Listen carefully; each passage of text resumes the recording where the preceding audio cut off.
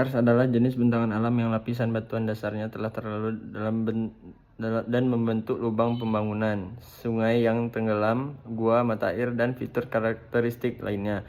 Kars dikaitkan dengan jenis batuan yang dapat larut seperti batu kapur, marmer, dan gipsum. Lahan kars memiliki berbagai bentuk yang unik dan khas, yang terbentuk akibat proses pelarutan kapur karbonat, seperti batu kapur, dolomit, dan gamping, oleh air. Berikut merupakan beberapa bentuk lahan kars yang umum ditemukan. Yang pertama ada dolina. Dolina merupakan cekungan atau lembah yang terbentuk seperti mangkuk yang terbentuk akibat pelarutan batuan karbonat, seringkali diikuti oleh runtuhnya atap gua bawah tanah. Yang kedua, gua, ruang atau lorong bawah tanah yang terbentuk akibat pelarutan batuan karbonat oleh air. Yang ketiga ada stalaktit.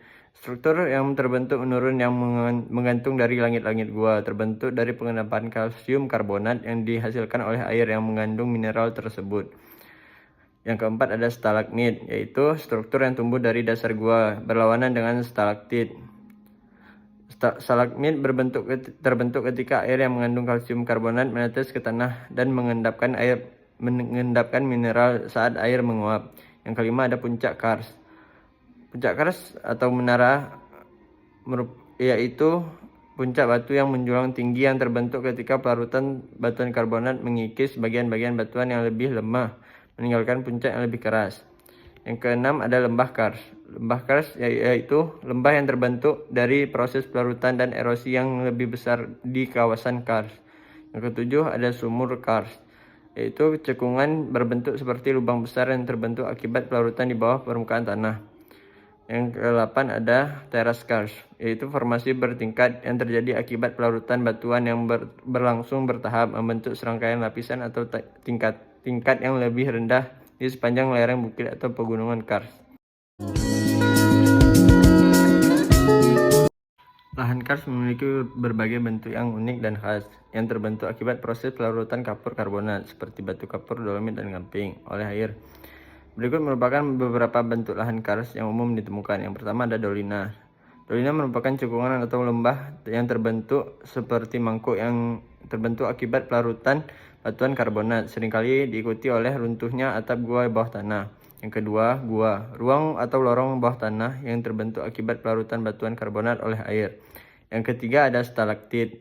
Struktur yang terbentuk menurun yang menggantung dari langit-langit gua, terbentuk dari pengendapan kalsium karbonat yang dihasilkan oleh air yang mengandung mineral tersebut.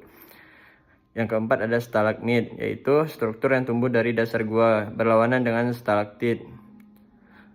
Stalagmit terbentuk ketika air yang mengandung kalsium karbonat menetes ke tanah dan mengendapkan mineral saat air menguap.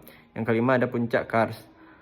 Puncak kars atau menara yaitu puncak batu yang menjulang tinggi yang terbentuk ketika pelarutan batuan karbonat mengikis bagian-bagian batuan yang lebih lemah, meninggalkan puncak yang lebih keras.